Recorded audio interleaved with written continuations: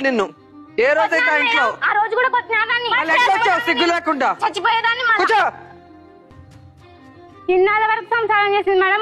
ఎన్ని రోజులైనా నీకు హక్కు లేదు. వాడికి అమ్మాయి వద్దంటే డైవర్స్ తీసుకొని నేను నీతో తిరగమను. పెళ్ళంగా ఉన్న రోజులు ఆవిడ ఇష్టం వచ్చిన రోజులు అమ్మ దగ్గరికి వెళ్తుంది. నీలాగా ఎవరి దగ్గరకు వచ్చి పుక్కోవాలి ఆవిడ. అర్థమైందా? మాట్లాడుతున్నావు మళ్ళీ.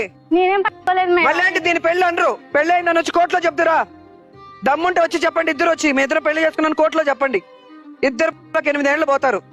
ఏం ఆటలనుకుంటున్నారా మీ ఇష్టానికి? ఎవడొచ్చి పిలిచి చచ్చిపోతారంటే వాళ్ళ కాపురంలోకి వెళ్ళిపోతారంటే చూస్తూ ఉండాలి మేము. 10 మందిలో పెళ్లి చేసుకుంది ఎందుకు? నీలాంటి దానికి ఇచ్చి పంపించేదానిక?